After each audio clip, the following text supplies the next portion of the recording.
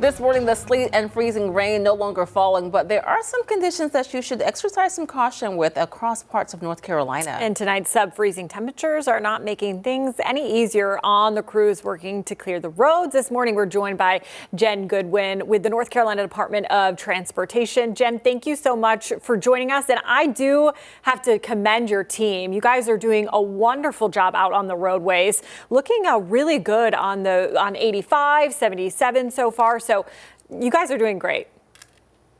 Thank you. I'm glad to hear that, and I will certainly pass along those words. We're happy to hear that. We've been working round the clock pretty much since Thursday when we started our de-icing operations, trying to get the brine solution out on all of our bare pavement routes and the interstates, our primaries, our secondaries. We do have even some subdivision streets in our bare pavement plan. And so we got that done on Thursday. And then we started working on our de-icing over the course of the weekend, having our crews report Saturday afternoon, since the storm was predicted to arrive a little bit later.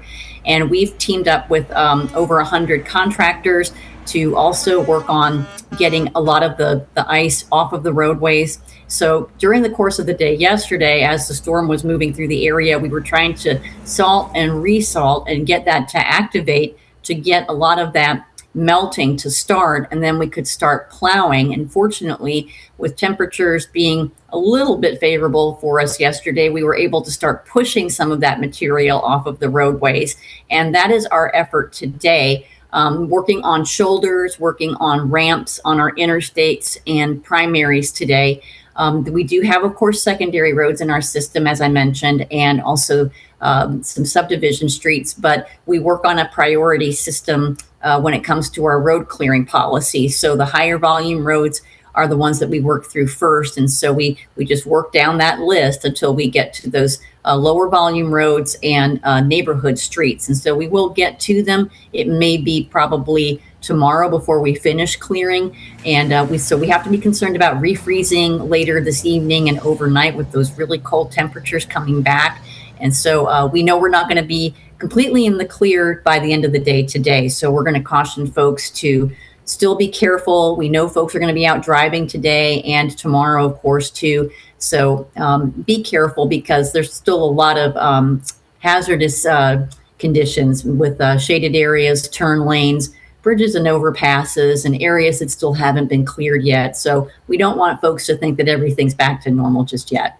And Jen, as you mentioned, there is the priority system, of course, with the heavily traveled roads being treated first. But folks may not understand, as you sort of detailed, this is a multi-step process, right? You treat the roads, you pre-treat them before the storm, then you go back with the salt and you're trying to get it to melt away. Then you want to plow it to get it out of the way. What do drivers need to know if they have to be traveling on those roads and they see one of your crews or the contractors? What do you want drivers to know and what they should be doing?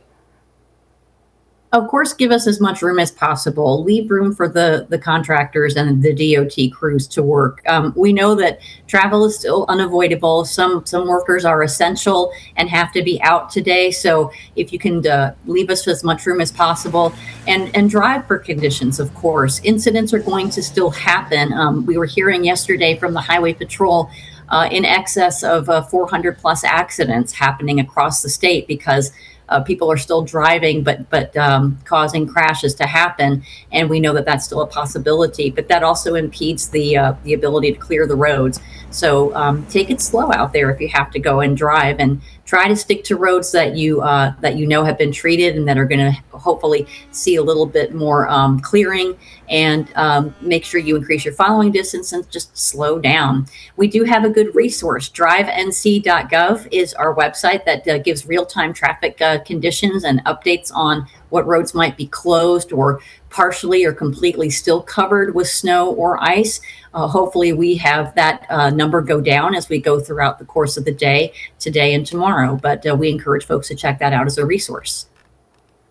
Excellent information there. Thank you for sharing that with our viewers as well. And again, hats off to you and to your crews for the hard work over the past few days. And I know that work continues this week as well.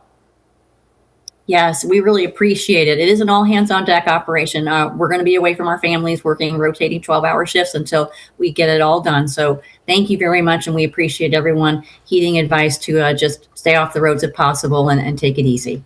All right. Thanks so much. NCDOT, again, as she said, those crews have their hands full. They have the schedule when they're working to get the roads clear. And just be patient. They will get to you eventually.